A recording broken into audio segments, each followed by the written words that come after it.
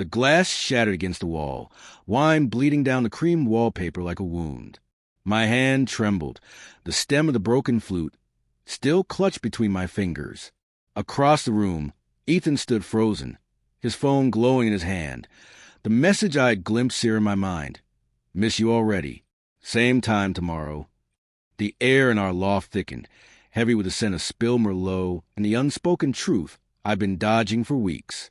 I'd noticed the signs, his late nights at the office, the way his eyes darted when I asked about his day, the faint perfume on his jacket that wasn't mine.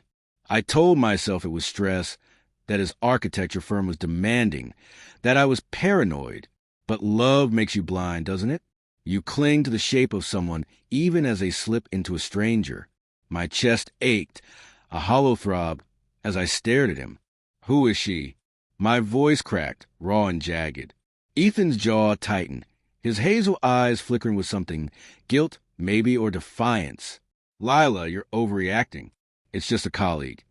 His tone was smooth, practiced, but the slight quiver in his hands betrayed him.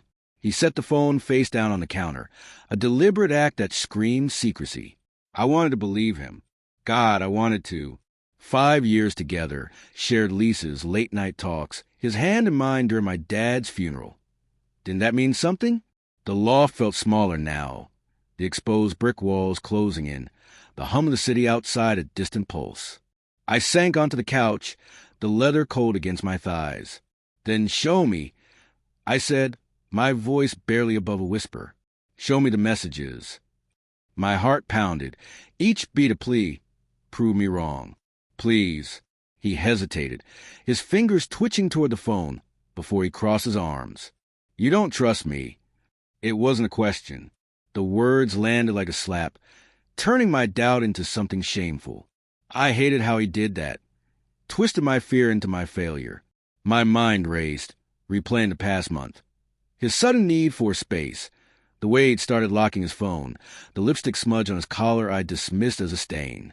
Each memory was a splinter, digging deeper. I saw her name, Ethan. Sarah.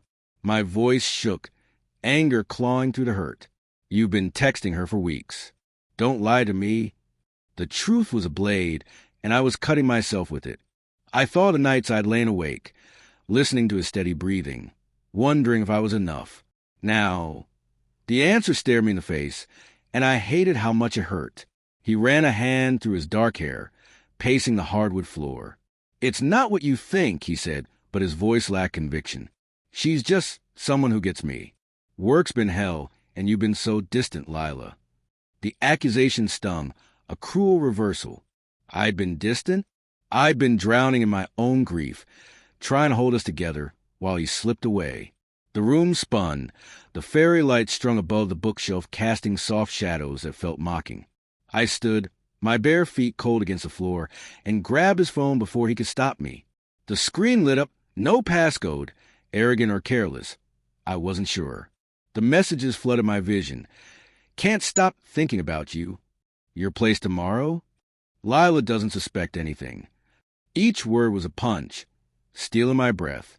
My knees buckled, and I gripped the counter, the granite biting into my palms. You bastard, I whispered, tears burning my eyes. Ethan reached for me, but I flinched, the betrayal of physical weight. How long? I demanded, my voice rising. How long have you been lying to me?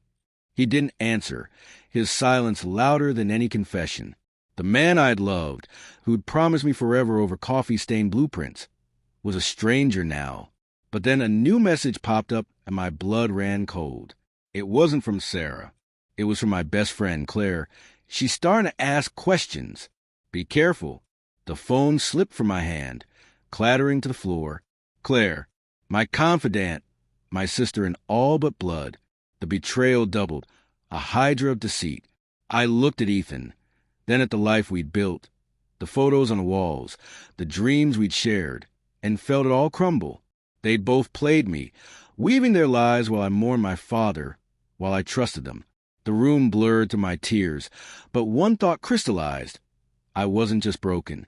I was awake, and they would regret underestimating me.